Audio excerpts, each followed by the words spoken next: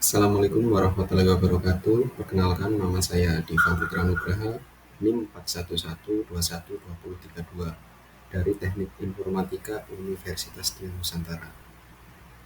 Pada video kali ini, saya akan menceritakan kisah Nabi Yakub alaihissalam selaku tugas besar pendidikan agama Islam. Yang saya hormati selaku dosen Bapak Sadul. Baik,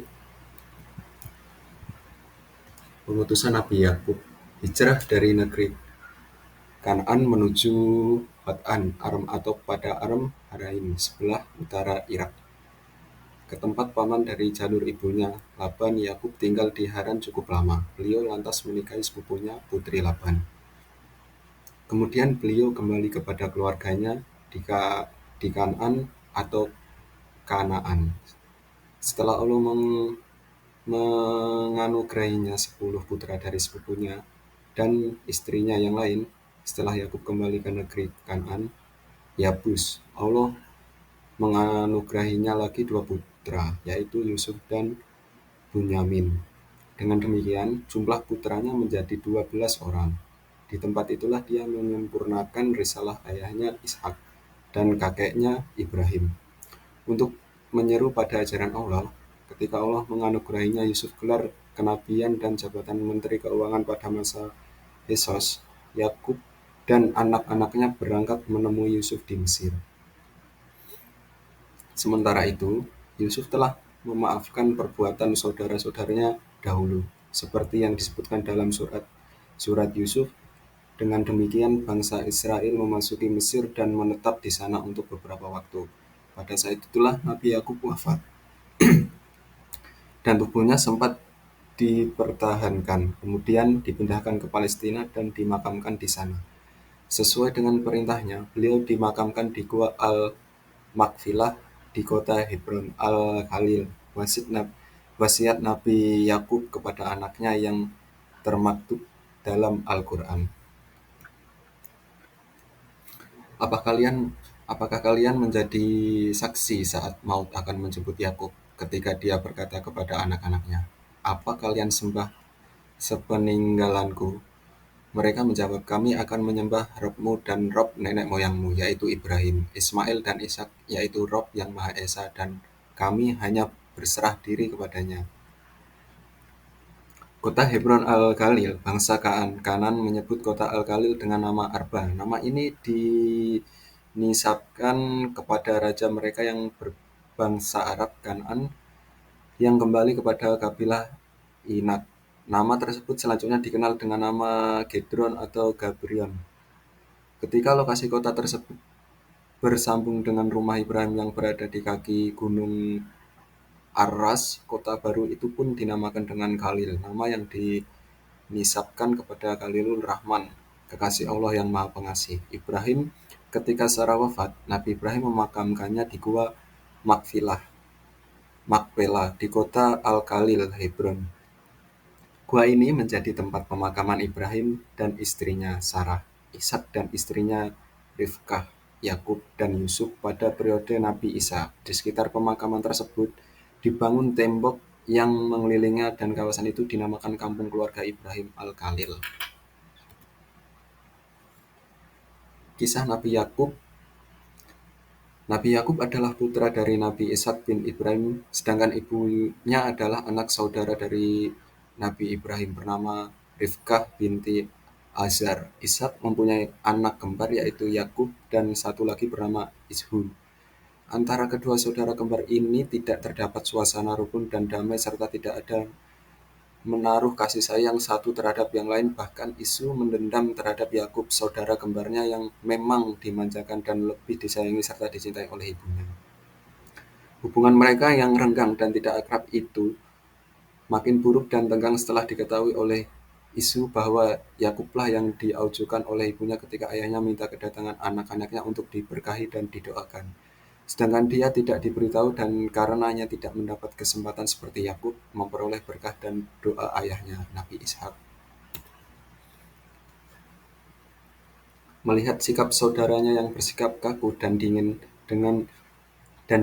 dan mendengar kata-kata sindirannya yang timbul dari rasa dengki, bahkan ia selalu diancam.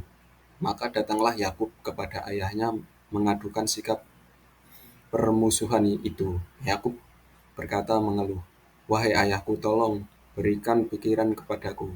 Bagaimana harus aku menghadapi saudaraku Isu yang membenciku, mendendam dengki kepadaku, dan selalu menyindirku dengan kata-kata yang menyakitkan hatiku. Sehingga hubungan persaudaraan kami berdua renggang dan tenggang. Tidak ada saling cinta mencintai dan saling sayang menyayangi. Dia marah karena ayah memberkati dan mendoakan aku agar aku memperoleh keturunan soleh, rezeki yang mudah dan kehidupan yang makmur serta kemewahan. Dia menyombongkan diri dengan kedua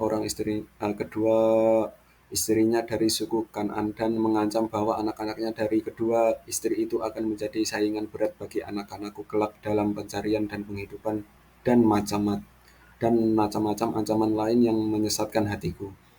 Tolonglah ayah, berikan aku pikiran bagaimana aku dapat mengatasi masalah ini serta mengatasinya dengan cara kekeluargaan." Berkat Nabi Ishak yang memang sudah merasa kesal hati melihat hubungan kedua putranya yang makin-makin meruncing, beliau memberikan jawaban, "Wahai anakku, karena umurku yang sudah lanjut aku tidak dapat menengahi kamu berdua. Bebanku sudah menutupi seluruh kepalaku, raut mukaku sudah berkerut dan aku sudah berada di abang pintu perpisahan dari kamu dan meninggalkan dunia yang fana ini.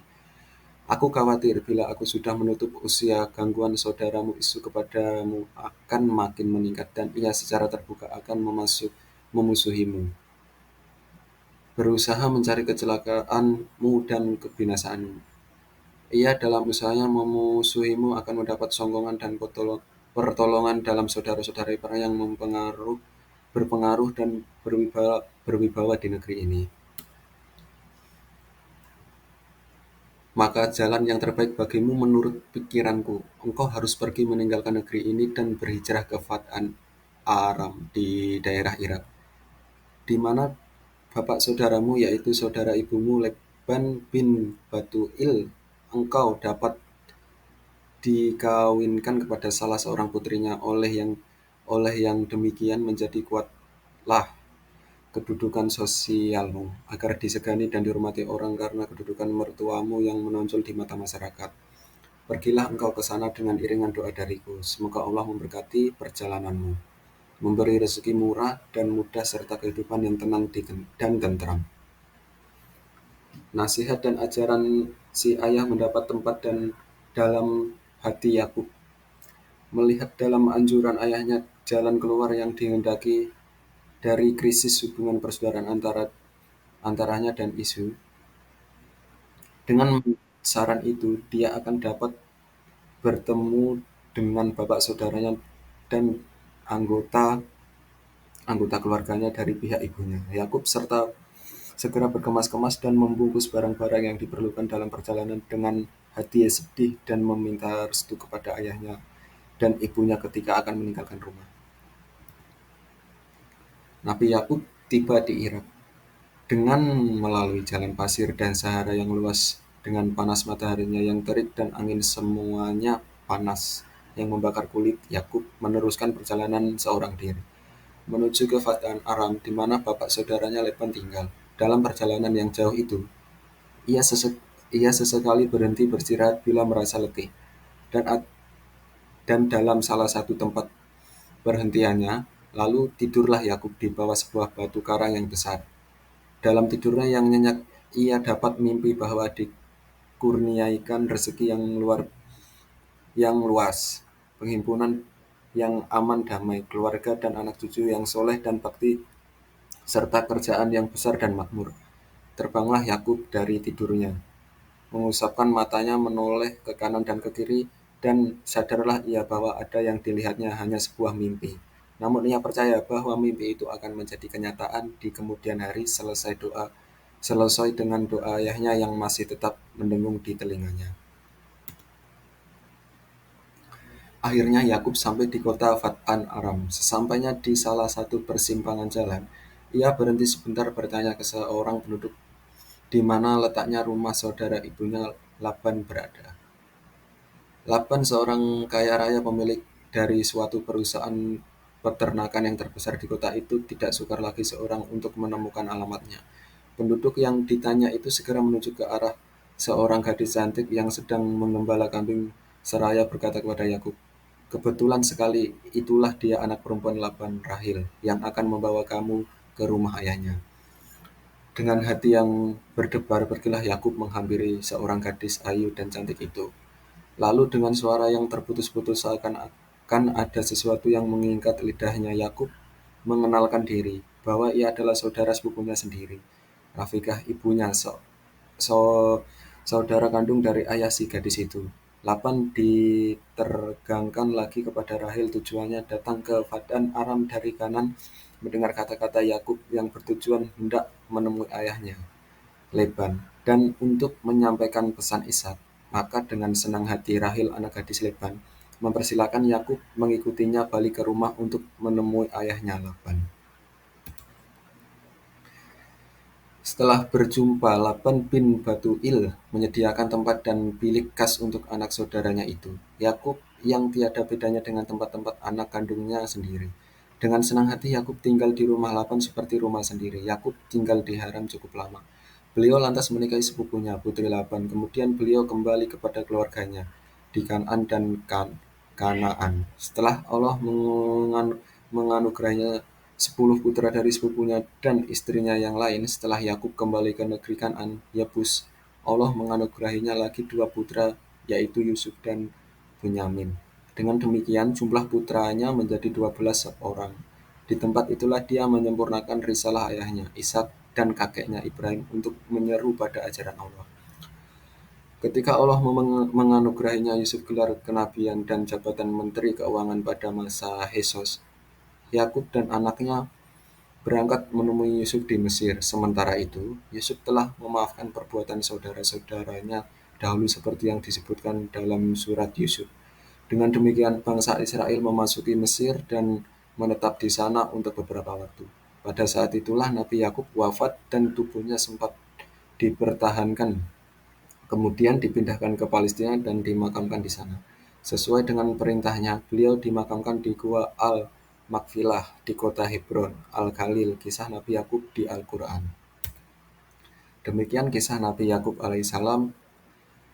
Wassalamualaikum warahmatullahi wabarakatuh.